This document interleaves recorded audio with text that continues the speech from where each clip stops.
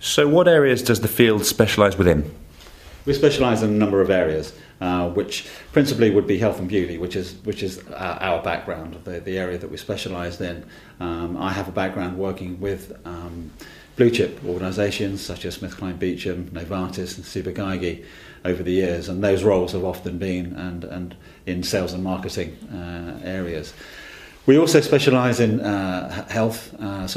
leisure, sport and leisure, in DIY and hobbies, and also in pet care. So there's a broad range of areas that we specialise within, and much of the work that we do tends to sort of be similar from sector to sector. So we're pretty well versed across most of those areas, and if we ever are sort of introduced to a new area, then again the method in which we apply ourselves is often the same from category to category. I suppose the benefit of specialising in these areas is that you're dealing with the same contacts in the channel time and time again. Exactly right, and we have established a very good relationship and reputation within the industries that I've just mentioned, and that helps because we are recognised as sort of having a very large portfolio of products within our mix, and of course the background and the relationships that we built over the years have stood us in good stead. Mike, what advice do you have for people developing new products for the retail channel? I think the most important thing is to make sure that a great deal of market research has been done before the process gets too far down the track. Quite honestly, what we would do within the first 2 or 3 weeks of getting to know a product would be to understand the market that it's being aimed at. And if the market research has been done adequately, it provides a smoother ride through to shelf.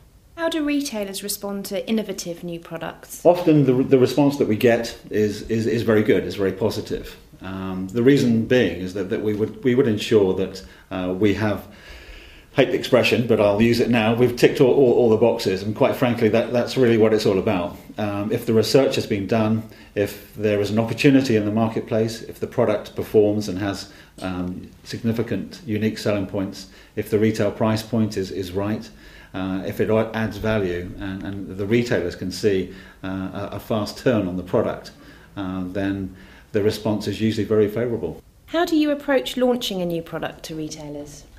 Again, I can't emphasise how important the research is, and again we would spend 2 or 3 weeks preparing this and making sure that we had dotted every I and crossed every T, because for us it is of paramount importance. We don't like to put ourselves in front of the trade unless we've done a great deal of research. So that's the most important thing for us.